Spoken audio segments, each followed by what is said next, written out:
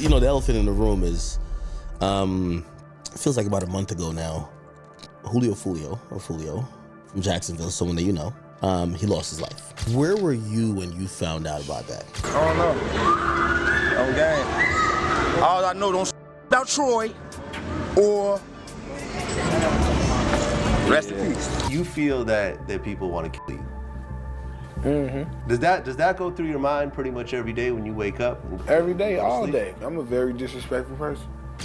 Like, bruh, stop doing that, bruh. Like, this interview ain't about that. Like, it could go down in this interview, bruh. Like, do you want it to go down in this interview? Why do some interviews leave us feeling uneasy or shocked? For many, interviews can reveal a lot about a person's character, but some rappers have taken things to a whole new level. In one infamous interview, a rapper was so enraged by a question that he nearly attacked the interviewer. What could have been asked that sparked such intense anger? Like, bruh, stop doing that, bruh. Like, this interview ain't about that. Like, it could go down in this interview, bruh. Like, do you want it to go down in this interview? How does a simple question lead to such a violent reaction? This incident is one of the most disturbing examples of how interviews can go terribly wrong. Another chilling story involves a rapper who died shortly after his interview. What was it about his final conversation that made it so significant and tragic? Could his words have played a role in his untimely death? The events surrounding this interview highlight just how dangerous and unpredictable the world of rap can be. Fuck me, fuck him. Go over there and do that and see what happened to you. I'm outside right now. You hit him up? Yeah. These examples are just the beginning of some of the most disturbing and disrespectful interviews in rap history. What makes these interviews stand out? Why do they leave such a lasting impact on viewers? We'll delve into these unsettling moments and explore the reasons behind them. First up, Young Ace, who has also been in the spotlight for some pretty serious reasons. Many people believe he might have been involved in the death of another rapper, Julio. The two had a long-standing feud, which only got worse when both sides released songs taking shots at each other's deceased friends. Some people feel like you were behind that.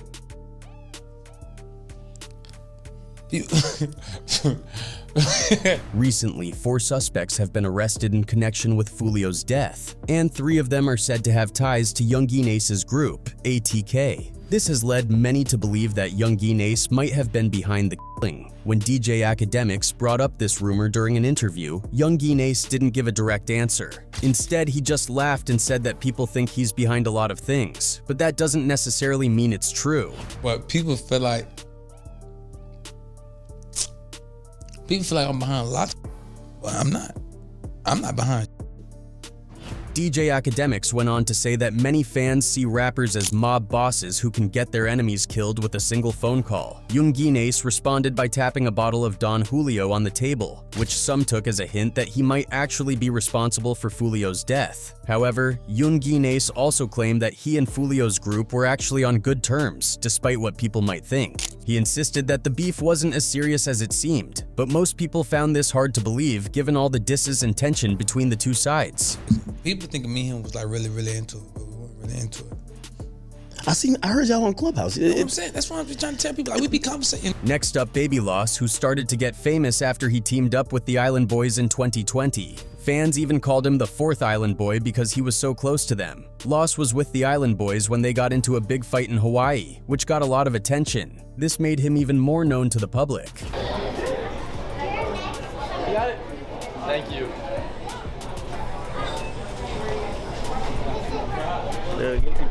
Recently, an interviewer named Who Rich Kevin tried to get Loss to talk about a viral video where the Island Boys were seen kissing each other. This question really upset Loss, and he got angry during the interview. The interviewer asked, "Did you see the Island Boys kiss?" Loss responded with frustration, telling the interviewer to stop mentioning them. He said, "Stop doing that, bro. This interview ain't about that. It could go down in this interview. Do you want it to go down?" Even though Loss was upset, he didn't go further. He didn't hurt the interviewer, which was a good thing because the situation could have gotten much worse. It's important to note that Loss isn't the only person who has gotten angry during an interview, but thankfully things didn't go out of control this time. Like, bruh, stop doing that, bruh. Like, this interview ain't about that. Like, it could go down in this interview, bruh. Like, Do you want to go down to this interview? And then we have the Chicago rapper FBG Cash, who made headlines when he did something very controversial. In late 2020, he took a picture in front of a mural of another rapper, King Von, who had recently passed away. This act was seen as disrespectful to King Von and his supporters. Fuck me, fuck him. Go over there and do that and see what happened to you. I'm outside right now. You hit him up? Yeah.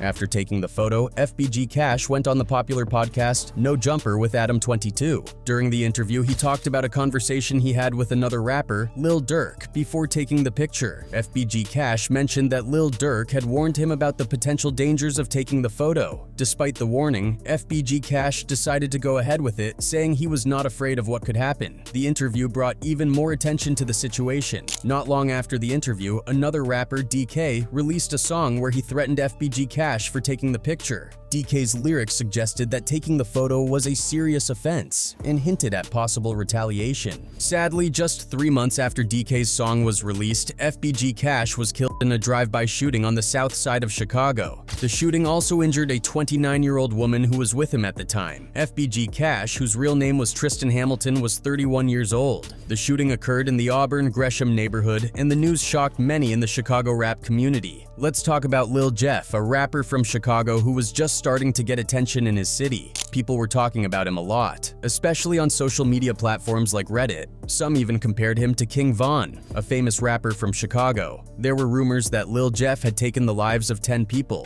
He would even hint about it on his Instagram, saying things like he was running a killer school and you needed to have at least 2 bodies to attend. I'm taking niggas to killing school. Class start next week. You gotta at least have 2 bodies though. Cause they said Blood Hound Lil Jeff got 10 bodies. I said, okay, well he can't be in Iraq then. This nigga must be, you feel me? In the UK. You know what I'm saying? Lil Jeff was getting a lot of attention, so DJ UTV, a well-known interviewer, invited him and his crew, the Blood Hounds, for an interview. During the interview, DJ U warned Jeff about the dangerous path he was on. He told Jeff that if he kept promoting violence, there were only 2 places he could end up, dead or in jail. But Lil Jeff didn't take the advice seriously. He brushed it off, saying his future was bright because he was a rapper. While you trying to skip the questions, I'm just trying to get a point across, right? There's only 2 places you end up either dead or in jail. I'm trying to say it get better, but I can't get my point across. So that's why it's not fair. We gotta just skip questions. DJ U also asked Jeff about all the expensive jewelry he had, even though he wasn't making much money from music yet. Jeff admitted that he got his jewelry from hitting licks, meaning he was involved in criminal activities to get the money. DJ U tried to tell Lil Jeff to be careful and make better choices because he saw potential in him, but Jeff wasn't really listening. When DJ U talked about karma, saying that the negative energy Jeff was putting out might come back to him. Jeff said he didn't believe in karma. Sadly, just a few weeks after the interview, on June 8, 2024, Lil Jeff was killed while trying to take out one of his rivals in Chicago. His enemies celebrated his death online, mocking him. It seems that DJ U was right. Lil Jeff's choices caught up with him in the end. Let's talk about a rapper from Philly known as Fat G's. One day, Fat G's was doing an interview with Philly First 48, and he got really deep about his life in the streets. Fat G's said he's so deeply involved in the streets that he can't leave, and he finds it impossible to squash any beef. He made it clear that in his world, beef isn't something you can just let go of. He said, "Bro, this is deeper than anything. If they took your homie out, you have to react." In this shit, they can't squash it if they wanted to, bro. It's just deeper than anything, bro. You feel what I'm saying, bro? During the interview, one of the hosts, Che, tried to talk some sense into Fat G's. Che told him that life doesn't have to be that way and that it's important to mature and learn how to let things go. But Fat G's wasn't hearing any of it. He believed that when you lose someone close to you, it's not about maturity anymore. It's about getting back at whoever did it. Che pointed out that most people who live that life aren't doing well. He asked Fat G's what the real goal of being a gangster is because in the end, killing someone is easy, but it doesn't lead to anything good. Out of all of them, what percentage of them is doing good? We never said that. No, so then what's the real goal to be a gangster?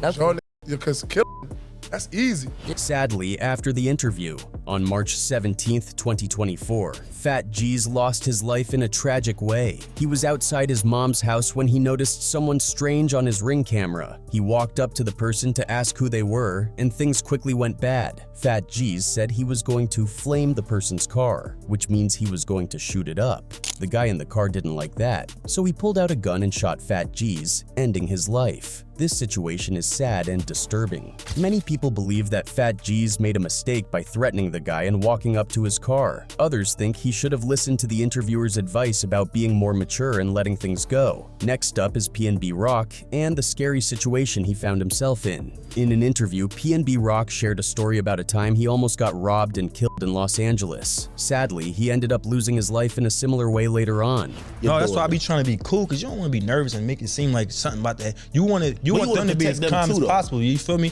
You want your girl and your kids to be like making it seem like everything is cool.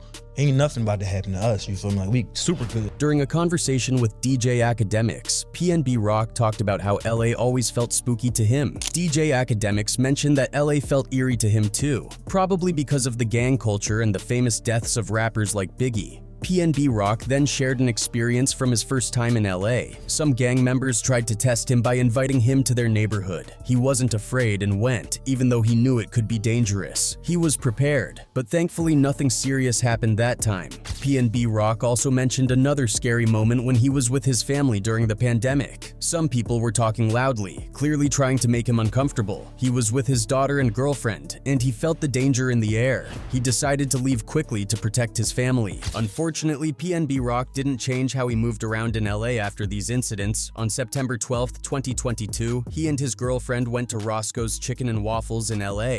His girlfriend posted their location on Instagram, and shortly after, someone came to rob him. The robber shot PNB Rock and stole his jewelry. Many people blamed his girlfriend for posting their location, but Cardi B defended her, saying it was more about the bad area they were in. It's sad that PNB Rock didn't start being more careful in LA after his earlier experiences, because it seems like there were people out to get him. Kodak Black recently opened up about his struggles with addiction during an interview on Off the Record with DJ Academics. The conversation got real when Academics asked Kodak about his rehab journey and connections with other rappers. That's when Kodak shared something surprising. He used to be heavily addicted to meth. He confessed that back in the day, he and his friend Stevie were using meth regularly. Kodak described it as being fried out, meaning he was really messed up on drugs. Me and Stevie, like, we were eating ice back then, boy. You know what I'm saying? We on ice back then, wide open, fried out here. You know what I'm saying? Like that. This isn't the first time Kodak talked about his battle with meth. In late 2023, he also spoke about it on his Instagram, saying he's thankful the feds caught on to his addiction. He believes that if they hadn't, he might not be alive today. Kodak's addiction struggles were also discussed in another interview with No Jumper. During that talk, he mentioned a time when he was taking 100 Percocet pills a day. The interviewer asked if he was exaggerating, but Kodak seemed serious. It's hard to imagine, but he admitted that he was really deep into addiction at that time. Thankfully, Kodak seems to be doing better now. In July, he updated his fans, saying that he's mostly sober these days. It looks like he's making progress, and that's something to be hopeful about. I remember a point in my life when I was chewing a lot of I'm proud of myself. I've never been as happy in my life, bro. Another rapper, Casher Kwan, also made some shocking confessions. Casher is known for being a scam rapper, and he gained attention in 2019 with his music. In an interview, Casher shared a story about how he had scammed a doctor every week for 2 years straight. The doctor's life was ruined. He lost his job, his wife divorced him, and he even tried to hurt himself because of the stress caused by Casher's scams. This is really real. This man lost his wife. He down there tried to slit his. He went to the hospital and sent me a picture of him trying to slice his arm, bro. Casher explained how he would call the doctor, pretending to be from the IRS, and demand money. He had the doctor's social security number, so he was able to manipulate him into sending money repeatedly. The doctor, who was in the middle of surgeries, would leave his patients to send Casher his paycheck. This scam continued for 2 years, and the doctor's life was turned upside down. He get paid, I'll call him. Like, the IRS just called me, and they said it's $2,500 in your bank account. Leave work right now and send me that, or they finna f*** you up.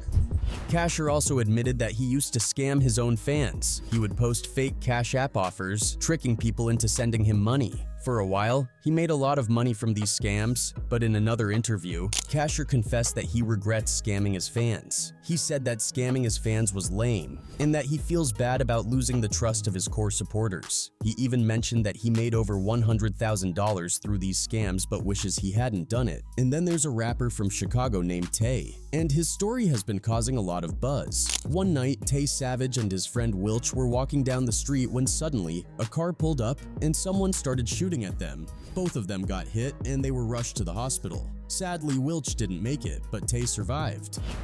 Having words with people, and one thing led to another. Shots rang out. I wound up getting shot. Then a few days later, my homie Welch got killed. After Tay recovered, he wanted to find out who was responsible for the attack. Word on the street was that Tay Savage got revenge on the driver and the shooter, who were known as Cess and another man. Tay was eventually charged with the killings, but he managed to beat the case in court. A lot of people believed Tay was behind the kill because it made sense. He wanted to avenge his friend's death. But here's where it gets even more interesting. Cess's daughter, Blazin Doll, who was also a rapper, didn't think Tay was the killer. She seemed convinced that Tay was innocent. However, another rapper named FYBJ Maine wasn't so sure. He made a shocking confession saying that Tay Savage must have been the one who killed Cess. Jay Maine even claimed that Tay had shot at him too. Jay Maine said, "Y'all call him Tay Sav, but I call him John Wick." Jay Maine's confession stirred up a lot of questions. Was this considered snitching? Some people think it is, but Jay Maine defended himself by saying that Tay had already told his side of the story in an interview, so he wasn't revealing anything new. Next up, Kevin Gates has become well known for making some really controversial statements during interviews. One of the most talked about moments happened in 2015 when he admitted during an interview with Ebro on Hot 97 that he had slept with his cousin. This revelation shocked many people and sparked a lot of conversations, but that wasn't the end of it. I'm talking about, I never knew this beautiful woman. I get it. My grandmother didn't even know who she was. Mi abuelita, when they talked and she found out who her family was. In that interview, Kevin Gates explained that he met a woman who he found very attractive. He didn't know her growing up, so to him, she was just another beautiful woman. It wasn't until later that his grandmother informed him that the woman was actually his cousin. By then, he had already been intimate with her. When asked if he stopped seeing her after learning the truth, Kevin Gates replied that he didn't. He had already crossed that line, and for him, there was no turning back. In 2023, Kevin Gates brought up the same story again during an interview with Big Boy TV.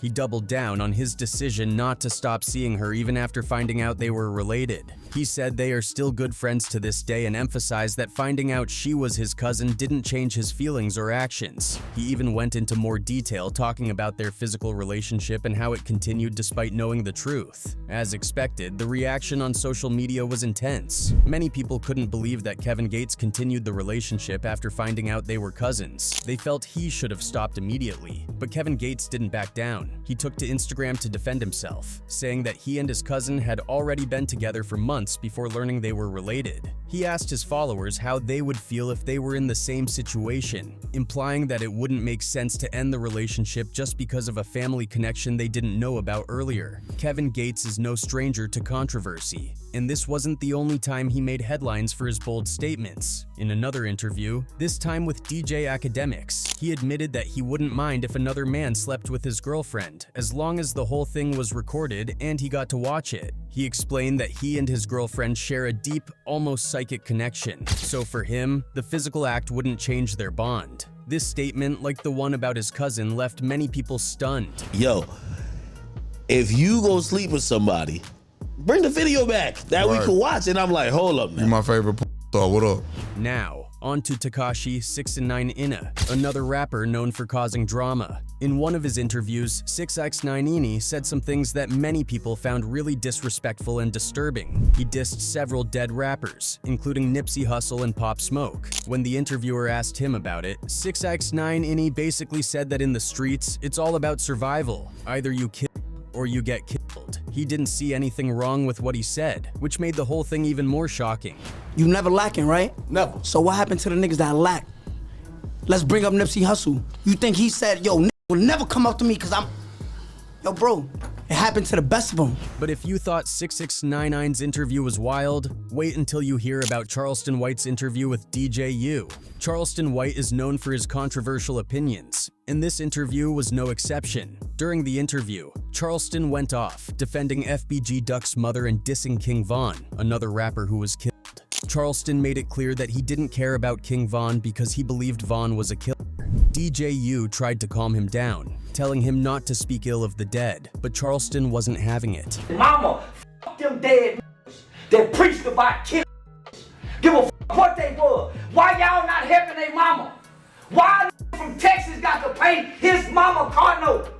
Why? Charleston then took things to a whole new level. He pulled out a gun during the interview, saying that he had the right to talk about whatever he wanted because he had helped FBG Duck's mother. He even told DJ U to give him back the money he spent if they didn't like what he was saying. It was a tense moment, and things could have gone really bad if Charleston had decided to use that gun. Thankfully, the situation didn't escalate any further, but it was definitely a scary moment. And then NBA YoungBoy, known for his fiery personality, had a pretty intense moment during an interview. During the interview, YoungBoy got really upset because he felt like the interviewer was asking too many questions. It seemed like he was on edge, and some people even think he might have been under the influence during the interview. This could explain why he acted the way he did. I'm terrified of people. I am very scared of people. But here's the thing. Even though YoungBoy was upset, you have to remember that these interviews are often seen as entertainment. Yet, they can also lead to self-destruction if not handled well. When you're in the spotlight, every word can be twisted or blown out of proportion. Sometimes it's better to stay quiet about certain things instead of using interviews to gain clout or attention. That's what some people believe happened with another rapper, G Money, who was once close friends with NBA YoungBoy. G Money and NBA YoungBoy were once like brothers. They were very close, but things took a turn for the worse. In an interview with Say Cheese, G Money revealed that NBA YoungBoy was mad about something that happened with his sister. G Money explained that it wasn't a big deal at the time, and they were still cool back then. But after they fell out, the two started dissing each other publicly. Things got serious, and their beef escalated into something deadly. On September 10th, 2017, G Money was shot and killed after leaving the studio one night. It's a sad reminder of how things can go too far in the rap world. NBA YoungBoy later addressed the situation in a song called Poor One, where he mentioned how he once saw G Money as a big brother, but things went south because of what happened with his sister.